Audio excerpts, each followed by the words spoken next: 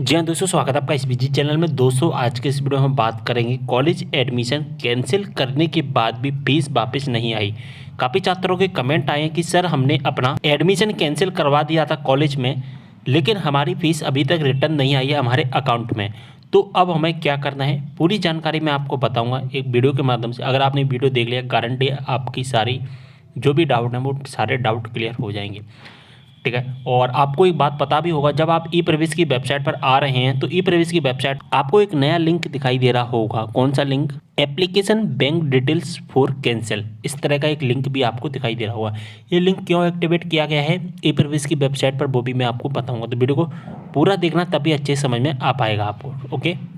तो दोस्तों जैसा कि आप सभी को पता होगा कि हमारे जो एडमिशन कैंसिल है वो इस बार दो तरह से हुए थे। और यहाँ पर एक बात पहले जान लीजिए आप, जो मैं आपको बता रहा हूँ वो एमपी की अपडेट बता रहा हूँ। एमपी के ई प्रवेश के माध्यम से आपको पता होगा काउंसलिंग हुई थी, इसके एडमिशन्स हुए थे। ठीक है, इसके एडमिशन्स हुए थे दो यहाँ पर हमारे ई प्रवेश के माध्यम से। दोस्तों यहाँ पर हम बात करें तो एडमिशन कैंसिल इस बार 2023 में क्या है, दो तरह से की गई है। अब दो तरह से किस तरह से की गई? एक तो काउंसलिंग के टाइम पर की गई थी। काउंसलिंग के टाइम पर का मतलब होता है कि जब काउंसलिंग चल रही थी, जैसा फर्स्ट राउंड हो गया या सीएलसी के जो भी राउंड हो गए, इस टाइम पर इन किसी भी स्टूडेंट ने अगर अपना एडमिशन कैंसिल करवाया था, दोस्तों अपना एडमिशन कैंसिल करवाया था ना, तो वहाँ पर क्या होता था कि आपको ई प्रवेश की वेबसाइट पर एक लिंक दिखाई दे रहा था एडमिशन कैंसिल का, ऑनलाइन एडमिशन कैंसिल का। उस पर क्लिक करते थे, registration number, date of birth, password डालते थे और डायरेक्ट वहाँ पर एक कैंसिल का ऑप्शन आता था, आपका एडमिशन कैंसिल हो जाता था। वहाँ पर किसी भी प्रकार का फीस रिफंड करने के लिए ऑप्शंस नहीं होता था कि आपको किस अकाउंट में फ़ीस चाहिए। ठीक है, इस तरह का ऑप्शन नहीं होता था। तो अगर इस तरह का ऑप्शंस नहीं होता था तो इसका मतलब है कि आपने जिस अकाउंट से फीस पे किया उसी अकाउंट में जाएगी। लेकिन छात्रों को पता नहीं होता और उन्हें पैसे रिफंड नहीं मिलते। एमपी ऑनलाइन के माध्यम से आपने किया, मान के चलिए, तो एमपी ऑनलाइन के अकाउंट में आ जाएगी फीस, लेकिन एमपी ऑनलाइन वाले आपको रिफंड नहीं करते। तो इसी को ध्यान में रखते हुए हायर एजुकेशन डिपार्टमेंट ने क्या किया था कि जब काउंसलिंग ख़त्म हो गई थी 5 अक्टूबर को, जब काउंसलिंग ख़त्म हो गई थी तो 5 अक्टूबर को वेबसाइट पर एडमिशन कैंसिल की प्रोसेस फिर से स्टार्ट की गई।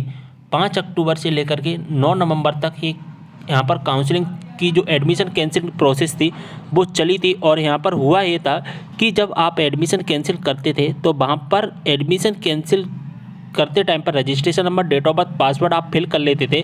और registration number, date of birth, password fill करने के बाद में वहाँ पर क्या होता था, ये आपका फॉर्म ओपन हो जाता था। ठीक है, और यहाँ पर तो आपकी बेसिक डिटेल दिखाई देती, यहाँ तक आपकी बेसिक डिटेल दिखाई देती थी। लेकिन यहाँ पर आपके पास में एक ऑप्शन आ जाता था। कौन सा ऑप्शन? बैंक डिटेल का। इस बैंक डिटेल वाले ऑप्शन में क्या होता था कि आपको जिस अकाउंट में पेमेंट चाहिए उस अकाउंट में आप ट्रांसफ़र कर लेते थे। तो जिन्होंने 5 अक्टूबर से लेकर 5 नवंबर के बीच में यहाँ पर अपना अगर एडमिशन कैंसिल करवाया था तो उनके पास ऑप्शन था कि आप किसी भी अकाउंट में पैसा रिफंड मंगा सकते थे। लेकिन जिन्होंने काउंसलिंग के टाइम पर अपना एडमिशन कैंसिल करवाया था तो वहाँ पर उनके पास में ऑप्शन नहीं था। ठीक है, तो इसी को ध्यान में रखते हुए वेबसाइट पर एक लिंक एक्टिवेट किया गया है। जब आप इसकी ऑफिशियल वेबसाइट पर आएंगे और राइट हैंड साइड में जब आओगे आप, तो यहाँ पर एक लिंक आपको दिखाई देगा, एप्लीकेशन बैंक डिटेल फॉर। ठीक है, इसके नीचे दिखाई देगा एडमिशन कैंसिल। तो application bank detail for admission cancel का एक लिंक दिखाई देगा। इस लिंक पर आपको क्लिक करना होगा। इस तरह का हमारे सामने इंटरफेस आ जाएगा। यहाँ पर आप अपनी एप्लीकेशन नंबर और पासवर्ड फिल करना। अब होगा क्या कि जो बनाया गया है, ये लिंक एक्टिवेट किया गया है, ये उन छात्रों के लिए किया गया है जिन्होंने काउंसलिंग के टाइम पर अपना एडमिशन कैंसिल करवाया था। ठीक है, जिन छात्रों ने काउंसलिंग के टाइम पर एडमिशन कैंसिल करवाया था वहाँ पर ऑप्शंस नहीं था बैंक डिटेल फिल करने का।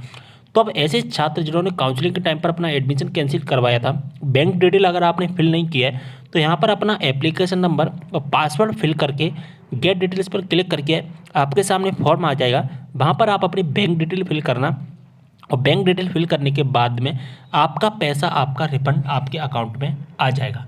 ठीक है, जिन्होंने 5 अक्टूबर के बाद में एडमिशन कैंसिल किया था, बैंक डिटेल फिल करने का ऑप्शन था, उन्हें नहीं करना है। जिनका पैसा अभी तक रिफंड नहीं आया है केवल उनको ही करना है। जिन्होंने अपनी बैंक डिटेल फिल नहीं की थी उनको ही यहाँ पर करना है। सारी जानकारी आपको समझ में आ गई होगी। वीडियो को शेयर कर देना है, कोई भी डाउट हो कमेंट करना, इंस्टाग्राम पर फॉलो कर लेना, लिंक आपको डिस्क्रिप्शन बॉक्स में मिल जाएगा। मिलते हैं वीडियो में एक और जानकारी के साथ, तब तक लिए बाय।